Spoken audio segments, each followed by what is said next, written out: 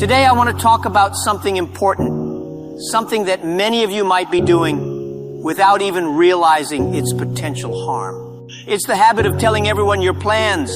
Yes, I'm serious. Many people love to announce every single idea they have, every business plan, every dream to anyone who would listen. Some of you probably do it on social media, right?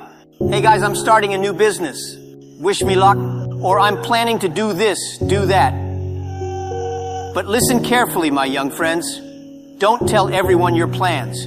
Today, I'm going to explain why. You see, when I was younger, I made the same mistake.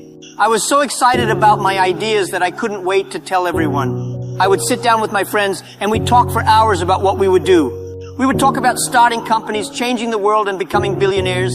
Oh, how fun it was to dream. But then I noticed something. Every time I talked about my plans, things didn't go as well as I hoped. The reason?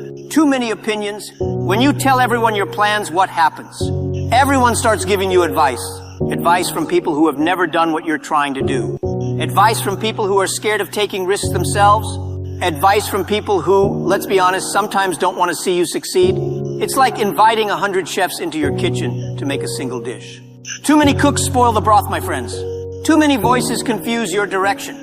And then there's another problem. When you speak too much about your plans, you use up all the excitement in talking, not doing. Think about it. When you tell someone your big idea, they might say, "Wow, that sounds amazing." And for a moment, it feels like you've already succeeded. You feel good. But the problem is that feeling of accomplishment you get from talking replaces the drive you need to actually do it. Instead of spending energy on execution, you spend it on conversation. Instead of working quietly, you're busy seeking validation. My advice? Keep quiet. Let your actions do the talking. Now, some of you might be thinking, "But Jack, what's wrong with sharing my ideas? Shouldn't I ask for feedback? Shouldn't I get advice from people who care about me?" Well, here's where things get tricky. Of course, you should seek guidance, but not from everyone. You see, not all advice is good advice. Let me give you an example. When I started Alibaba, nobody believed in us. People thought I was crazy. An e-commerce business in China? Are you serious? The internet is for Western countries, Jack, not China. I remember one of my teachers telling me, "Jack, maybe you should stick to teaching. Business is too risky." If I had listened to them, if I had shared my full vision with everyone and allowed them to plant doubts in my mind, do you think Alibaba would exist today? Of course not. Sometimes the people closest to you are the ones who unknowingly hold you back. Not because they don't love you, but because they don't see what you see. Your vision is your vision. It's personal. It's unique. They haven't walked in your shoes. They haven't experienced your thoughts, your dreams, your aspirations. So how can they truly understand what you're trying to achieve? That's why I say, don't tell everyone your plans. Not everyone is ready to hear them. Not everyone is ready to believe in you the way you believe in yourself. And most importantly, not everyone is capable of giving you the right kind of advice. It's like planting a seed. You don't pull the seed out every day to show everyone what you're growing. No. You leave it in the soil. You water it. You take care of it. And one day, it becomes a tree. Then, and only then, can people see the results of your hard work. When you're quiet about your plans, something magical happens.